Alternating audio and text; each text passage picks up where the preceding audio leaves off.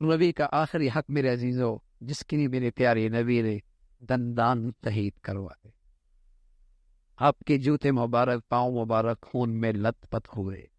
جس کی وجہ سے آپ کی 2 بیٹیوں کو طلاق ہوئی، جس کی وجہ سے آپ کے پیارا چچا سید الشہداء حمزہ کے جسم کے ٹکڑے ہوئی ہے، جس کی وجہ سے میرے نبی کے پیارے نواسے حسن حسین خون میں تڑپتے رہے۔ اور میرے عزیزو، جس کی خاطر میرے نبی کے بہت پیاروں نے بہت قربانی دی، آپ خود وطن سے بے وطن ہوئے، گھر بار چھوڑا، گھر میں فاقے برداشت کیے، وہ کیا چیز ہے؟ وہ میرے نبی کی زندگی کا گلشن ہے، میرے نبی کی دین کا گلشن ہے۔ اس امت پر میرے نبی کا حق ہے کہ اس گلشن کو سنبھال کے رکھے، اس گلشن کو کھاد بھی دے، پانی بھی دے، اس کو سبز و شاداب رکھے۔ اللہ کے نبی کی دین کی حفاظت، اس کی اطاعت، یہ بھی اس امت پر میرے نبی کا حق ہے۔ کبھی تصور نہیں تھا پہلے مسلمانوں میں کہ مسلمان تاجر ہو، زارع ہو، کاشتکار ہو اور نبی کے دین کا کام کرنا ہو، کبھی نہیں تھا۔ جب سے مسلمان کا نہ مال لگ رہا ہے، نہ جان لگ رہی ہے، نہ اولاد لگ رہی ہے، نہ وقت لگ رہا ہے، اس وقت سے مسلمانوں کے گھروں سے دین کی ناقدری شروع ہو، قدر نہیں رہی۔ ایک موبائل گر جائے ایسا لگتا ہے دل پہ چوٹ لگ، نئی گاڑی میں بچہ خراش مار دے ایسا لگتا ہے دل پہ خراش مار دے، کیوں؟ پیسہ لگا، وقت لگا۔ اور میرے نبی کا دین پورے گھر سے سارا ہی مٹ جائے اور اس کی شادیوں سے سارے ہندو طریقوں نے رواج پا لیا ہو، مجال ہے کان پہ جوں بھی رینگے، ماتھے پہ بل بھی آئے، نہ قدری کیوں آئی، اس دین پہ اس کا لگا کیا ہے؟ وہ تو حضرت صدیق سے پوچھو بھائی،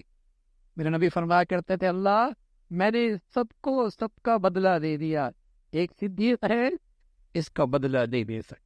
اس نے اتنا کچھ میرے لیے کیا ہے میرے دین کے لیے، میں اس کا بدلہ نہیں دے سکتا۔ پھر صدیق سے پوچھو دین کی کیا قیمت ہے؟ فرمایا کرتے تھے اَيَنْقُصُ الدِّينُ وَأَنَا حَيٌّ، اَيَنْقُصُ الدِّينُ وَأَنَا حَيٌّ، دین مٹے صدیق زندہ رہے یہ میرے جیتے جی نہیں ہو سکتا،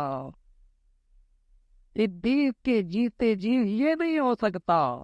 کہ اللہ کا دین مٹے اور صدیق زندہ بیٹھا رہے، یہ نہیں ہو سکتا۔ ہاں میرے عزیزو، میرے نبی کا حق ہے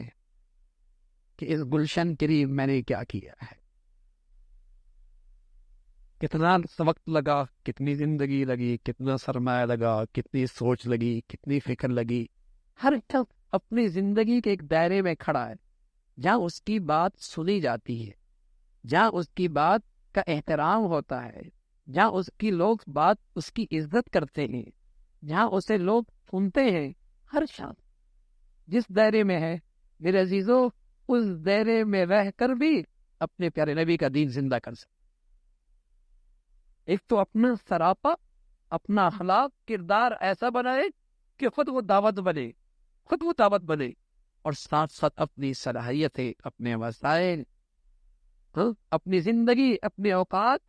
یہ بھی استعمال کر سکتا ہے کہ میں اللہ کا دین کا داعی ہوں، میں اللہ کے دین کا سپاہی ہوں، میں اللہ کے دین کا چوکیدار ہوں، یہ میں نے کرنا ہے۔ تو جب مسلمان اس پہ کچھ لگاتے تھے پھر ان کا دل دکھتا تھا، پھر ان کے اندر درد اٹھتا تھا، اللہ کا دین مٹ، اللہ کا دین مٹ۔ اس لیے میرے عزیزو، جنہوں نے اس دین پہ بہت کچھ لگایا وہ تو جب دین کو مٹتا دیکھتے تو تڑپ اٹھتے تھے، ان کی تو راتوں کی نیندیں اڑ جاتی۔ یہ تو آپ نے سنا ہوگا، اس کا کاروبار خراب ہو گیا، ڈپریس ہو گیا، نیند آنا ہی ختم ہو گئی، اس کو یہ حادثہ پیش آیا، اس کی زندگی کا سکون ہی ختم ہو گیا۔ یہ تو سنا ہوگا، لیکن کبھی یہ نہیں سنا ہوگا کہ بیٹے کی زندگی سے دین گئی تو باپ ڈپریس ہو گیا، اس کی بیٹی کی زندگی سے حیا گئی، باپ کی نیند، اس کے گھر سے دین مٹا تو زندگی کا سکون لٹ گیا، کبھی نہیں سنا ہوگا۔ اس لیے میرے عزیزو، نبی علیہ الصلوۃ والسلام کا ایک حق جہاں محبت ہے، ایمان کا ہے، عظمت کا ہے، اتباع کا ہے، وہ اللہ کے حبیب کا ایک حق یہ بھی ہے کہ اس دین کے لیے اس کا امتی کیا کر،